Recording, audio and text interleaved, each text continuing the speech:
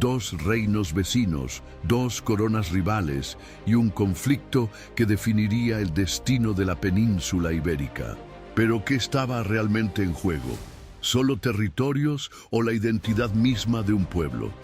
Desde su independencia, Portugal estuvo en constante conflicto con los reyes castellanos, quienes veían al pequeño reino como un fragmento rebelde de sus tierras. La lucha entre estas coronas no era solo una cuestión territorial, sino un choque por el poder, las alianzas estratégicas y el control de la península. Hoy exploraremos en profundidad las guerras, traiciones, matrimonios y batallas que marcaron la rivalidad entre los reyes de Portugal y Castilla en la Edad Media. En el siglo XII, la península ibérica era un tablero de ajedrez en el que cristianos y musulmanes se disputaban cada pedazo de tierra.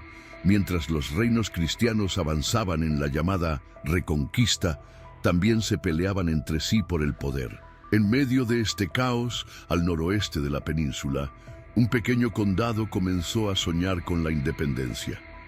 Ese condado era el condado portucalense, una tierra que, aunque tenía cierta autonomía, dependía del Reino de León. Gobernado por Teresa de León, una mujer astuta pero bajo la influencia de los nobles leoneses, el condado parecía destinado a permanecer como un simple dominio más dentro del reino. Sin embargo, su hijo, un joven ambicioso llamado Afonso Enríquez, tenía otros planes. Afonso no quería ser un simple conde. Criado como un guerrero, desde joven entendió que si quería un destino diferente, tendría que arrebatárselo a la historia. Su primera batalla no fue contra un enemigo extranjero, sino contra su propia madre. En 1128, en la batalla de São Mamede, Afonso lideró una rebelión contra Teresa y la derrotó. La expulsó del poder y se proclamó el gobernante absoluto del condado. Pero había un problema. Aunque había tomado el control, aún estaba bajo la soberanía de Alfonso VII de León, un rey que no veía con buenos ojos la independencia de su vasallo. Afonso Enríquez sabía que su lucha apenas comenzaba. Para que Portugal existiera, tendría que desafiar a León, a Castilla y a cualquiera que intentara detenerlo. Afonso Enríquez no perdió el tiempo. Entre 1130 y 1137, sus ejércitos comenzaron a invadir territorios en Galicia, una región estratégica dominada por León. Sabía que para ser visto como un rey legítimo, debía demostrar su fuerza y expandir sus fronteras. Esta guerra fue el primer gran conflicto entre Portugal y los reyes de León y Castilla, un enfrentamiento que definiría la relación entre los dos reinos durante siglos. Las batallas fueron intensas. Aunque Portugal era un territorio pequeño, Afonso utilizó tácticas de guerrilla, hostigando a las tropas leonesas y atacando fortalezas clave. Pero en 1137, el Tratado de Tui puso fin a la guerra con una solución amarga para Afonso. Tenía que aceptar, al menos en papel, que aún era vasallo del rey de León. Sin embargo, Afonso Enríquez nunca pensó en detenerse. Sabía que su destino no era ser un conde subordinado, sino un rey con corona propia. En 1139, tras una gran victoria contra los musulmanes en la batalla de Ourique, tomó la decisión más audaz de su vida: proclamarse rey de Portugal. Era un acto de rebelión total contra León y Castilla. El rey Alfonso VII de León no podía ignorar semejante desafío. Se preparaba para una gran invasión, pero Afonso Enríquez tenía un plan. Si quería que Portugal fuera reconocido, tenía que jugar en un escenario más grande, la Iglesia Católica. Afonso entendió que en la Edad Media no bastaba con vencer en el campo de batalla. La legitimidad de un reino no solo se decidía con la espada, sino también con la bendición del Papa. Si quería que Portugal existiera, necesitaba el reconocimiento de la Iglesia. Por eso, en 1143, en la ciudad de Zamora, Afonso Enríquez y Alfonso VII de León se reunieron para negociar. Afonso quería que León aceptara su independencia, pero Alfonso VII no podía permitirlo sin perder prestigio ante los demás reinos cristianos. El resultado fue un acuerdo ambiguo. El Tratado de Zamora reconocía a Afonso como rey de Portugal, pero sin un reconocimiento total por parte de León. Para consolidar su poder, Afonso tuvo que buscar otro apoyo, el Papa Alejandro III, quien en 1179 finalmente reconoció a Portugal como un reino independiente bajo la protección de la Iglesia. La primera batalla estaba ganada, pero la rivalidad con Castilla y León no había terminado. Portugal aún era pequeño, aún era frágil, y sus vecinos castellanos nunca aceptaron del todo su independencia. Portugal había nacido, pero aún no estaba completamente formado.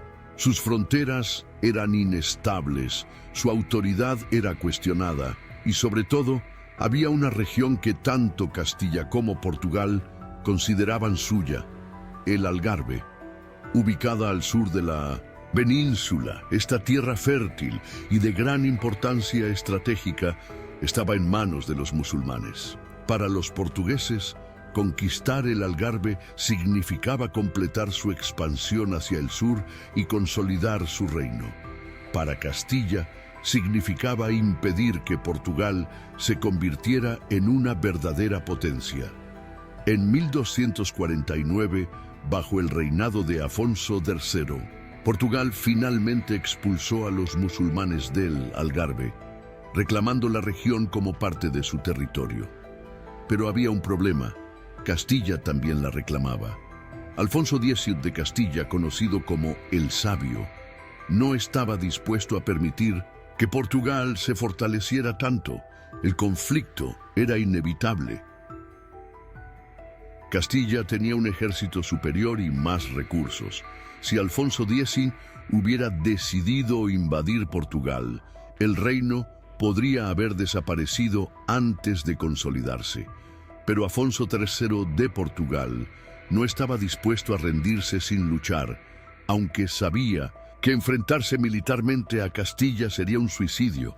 La solución no vino de la espada, sino del matrimonio. Afonso III selló un acuerdo con Castilla casándose con Beatriz de Castilla, la hija ilegítima de Alfonso X. Este movimiento fue una jugada maestra. A cambio del matrimonio, Castilla aceptó que el Algarve quedara en manos portuguesas. Pero la paz no significaba confianza. Castilla nunca dejó de ver a Portugal como un reino menor, que en algún momento volvería a caer bajo su control. La rivalidad entre los monarcas castellanos y portugueses se volvió personal, y las tensiones seguirían creciendo en los siglos siguientes. La guerra entre los reinos ibéricos nunca se detuvo por completo. Durante el siglo XIV, la lucha entre Portugal y Castilla alcanzó un nuevo nivel de tensión. Mientras Castilla crecía en poder y consolidaba su influencia, Portugal se encontraba en una posición delicada. El mayor problema de Castilla era su propia inestabilidad. Las disputas por la sucesión al trono castellano eran constantes, con nobles enfrentándose en guerras civiles y debilitando la autoridad real. Portugal aprovechó cada momento de debilidad castellana para reafirmar su independencia. Sin embargo, en 1369, una crisis en Castilla lo cambió todo. El asesinato del rey Pedro I de Castilla y la llegada al trono de Enrique II de Trastámara desencadenaron un nuevo conflicto. El rey Fernando I de Portugal vio una oportunidad en el caos castellano. Creyendo que tenía derechos legítimos sobre la corona de Castilla, se lanzó a una guerra ambiciosa para reclamar el trono. Las llamadas Guerras Fernandinas, 1369-1382, fueron un desastre para Portugal. A pesar de algunos avances, el reino no tenía los recursos para enfrentarse a una Castilla fortalecida. Fernando I se vio obligado a firmar una paz humillante, aceptando a Enrique II como rey de Castilla, pero lo peor aún estaba por venir. En 1383, Fernando I murió sin un heredero varón y el trono de Portugal quedó en manos de su hija, Beatriz. El problema era que Beatriz estaba casada con Juan I de Castilla. Esto significaba que Portugal podía ser absorbido por Castilla sin necesidad de una guerra. Portugal se encontraba ante su mayor crisis. Su independencia estaba a punto de desaparecer. Los nobles portugueses se dividieron. Algunos aceptaban la unión con Castilla, pero otros consideraban inaceptable que Portugal dejara de existir como reino independiente. La resistencia estaba liderada por un hombre que cambiaría la historia. Juan, maestre de la Orden de Avís, en las calles de Lisboa y otras ciudades, estallaron en revueltas. Era el caos total. Durante 2 años, Portugal estuvo en guerra civil, enfrentándose a las tropas castellanas que buscaban consolidar su control sobre el país. La situación llegó a un punto crítico en 1385, cuando el rey Juan I de Castilla organizó una invasión total de Portugal para acabar con la resistencia. Era el todo o nada. El destino de Portugal se decidiría en una única batalla, Aljubarrota. Era el año 1385 y Portugal estaba en su momento más oscuro. Castilla, con su ejército imponente, avanzaba sobre el reino con un solo objetivo: acabar con la independencia portuguesa de una vez por todas. Juan I de Castilla, seguro de su victoria, marchó con más de 30.000 hombres, superando ampliamente a las fuerzas portuguesas. Al otro lado, los portugueses estaban al mando de Juan, maestre de la Orden de Avís, proclamado rey de Portugal por la resistencia. Pero ser rey en papel no significaba nada si no podía defender el reino. Consciente de la superioridad numérica de Castilla, llamó a su mejor estratega militar, Nuno Álvares Pereira. Pereira sabía que no podían ganar en una batalla tradicional. Si se enfrentaban en campo abierto, serían arrasados. Necesitaban una estrategia inteligente, una táctica que anulara la ventaja numérica de Castilla. Fue entonces cuando tomaron una decisión audaz: atraer a los castellanos a un terreno preparado, donde la caballería pesada enemiga quedara atrapada. El lugar elegido fue Aljubarrota, una colina fortificada donde los portugueses podrían resistir el impacto de la ofensiva. Cuando el ejército castellano llegó al campo de batalla, todo parecía estar a su favor. Eran más numerosos, tenían mejor equipamiento y contaban con apoyo de soldados franceses experimentados en la Guerra de los 100 años. Pero la realidad era otra. Los portugueses habían convertido el campo en una trampa mortal. Habían cavado fosos y colocado obstáculos ocultos para frenar a la caballería castellana. Además, contaban con la ayuda de arqueros ingleses, expertos en combate a distancia. El combate comenzó con un ataque masivo de la caballería castellana. Miles de caballos cargaron colina arriba, pero cuando llegaron al frente portugués, el terreno cedió. Los caballos y soldados cayeron en los fosos, rompiendo la formación. En ese momento, los portugueses contraatacaron. Con una precisión brutal, atacaron los flancos enemigos, atrapando a los castellanos en una situación imposible.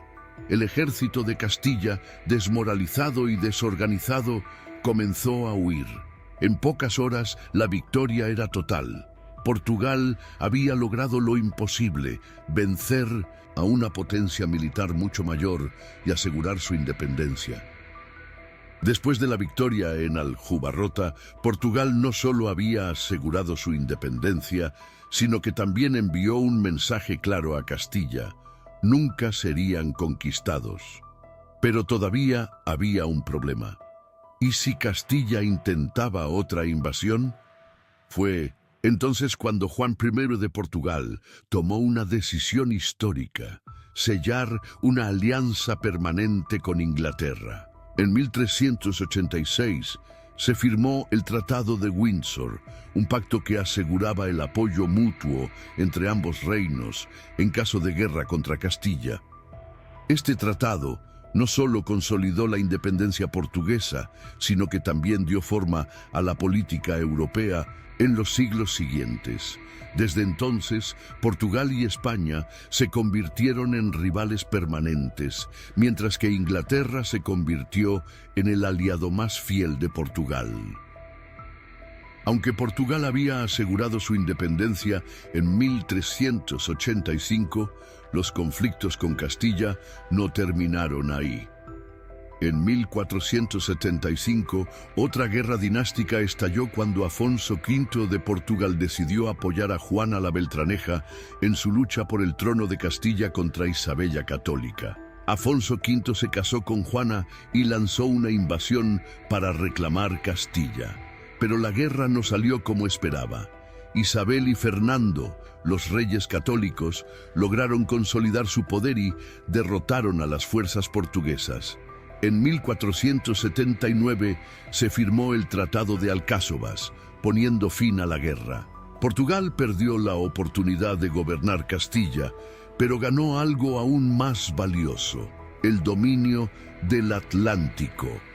A partir de este tratado, Castilla renunció a cualquier pretensión sobre las exploraciones portuguesas en África y el Nuevo Mundo. Esto marcó el inicio de la era de los descubrimientos, donde Portugal se convirtió en una de las mayores potencias marítimas del mundo. Es imposible no preguntarse qué habría pasado si Portugal hubiera sido absorbido por Castilla en 1385 o 1479. Si la unificación ibérica hubiera ocurrido antes de la era de los descubrimientos, la historia del mundo sería completamente distinta. No habría existido Enrique el Navegante, ni la expansión portuguesa por África. Vasco da Gama no habría llegado a la India, y la ruta marítima habría quedado en manos castellanas.